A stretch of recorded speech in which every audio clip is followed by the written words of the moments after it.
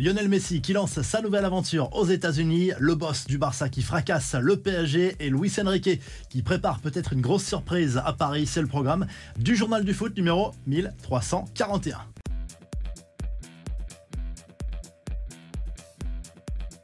Lionel Messi est arrivé aux États-Unis. L'international argentin a débarqué en jet privé avec sa famille en Floride pour signer son nouveau contrat avec l'Inter Miami. Sa présentation officielle aura lieu dimanche. Son premier match a priori le 21 juillet prochain. On rappelle qu'il touchera 60 millions de dollars par saison pour cette nouvelle aventure en Major League Soccer. Il aura du travail Messi puisque l'Inter Miami est actuellement bon dernier de la conférence Est de la MLS. Lors d'un entretien accordé à la télévision publique argentine, le septuple Ballon d'Or s'est dit impatient de relever ce nouveau défi. Il assure que sa motivation et son envie de briller restent intactes malgré ce départ aux États-Unis. En tout cas, il est déjà une star en Floride, comme le montre cette fresque géante que l'on peut déjà apercevoir à Miami.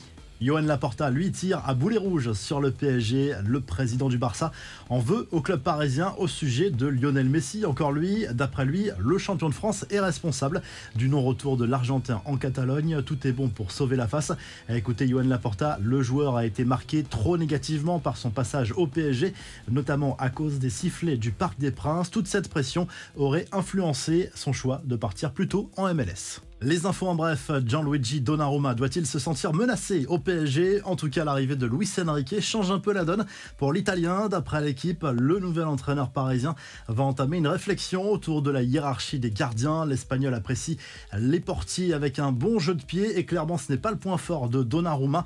De là à menacer sa place de numéro 1, réponse dans les prochaines semaines.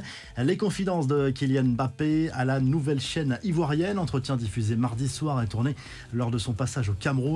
Après avoir assuré que les joueurs n'en faisaient pas assez contre le racisme, l'attaquant du PSG a été interrogé sur le futur maillot que pourrait porter son fils s'il devient père un jour, le Cameroun ou la France. C'est un choix qui est personnel, c'est une question facile parce que c'est une question qui vient du cœur. C'est un choix que lui fera, a confié le buteur des Bleus qui n'a pas été interrogé en revanche sur son avenir au PSG. Et il y avait visiblement des consignes à ce sujet. Une nouvelle porte de sortie pour Marco Verratti. Selon Marca, l'international italien plaît beaucoup à l'Atlético Madrid. Diego Simeone considère le milieu de terrain italien comme la meilleure alternative pour remplacer Koke, dont le contrat se termine en 2024. La situation se tend entre Chelsea et Romelu Lukaku. L'attaquant belge prêté la saison dernière fait le forcing pour quitter définitivement le club londonien. Il a choisi de boycotter la reprise de l'entraînement ce mercredi. Les Nerazzurri ont fait une offre de 41 millions d'euros, bonus compris. Chelsea en voudrait 50. Une info plus insolite à présent, Kazuyoshi Miura, le plus vieux footballeur professionnel du monde, a prolongé ce mardi son prêt d'une saison à Oliveirense, un club de 2e division portugaise.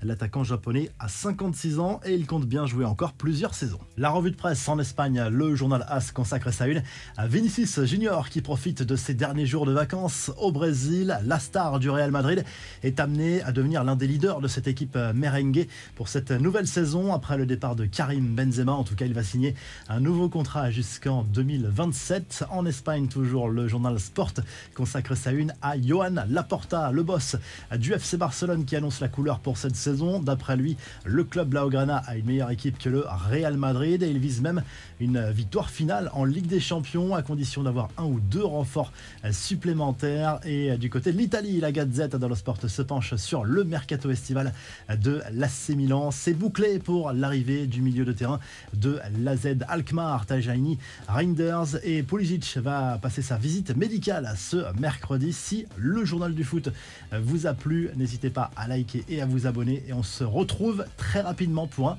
nouveau journal du foot.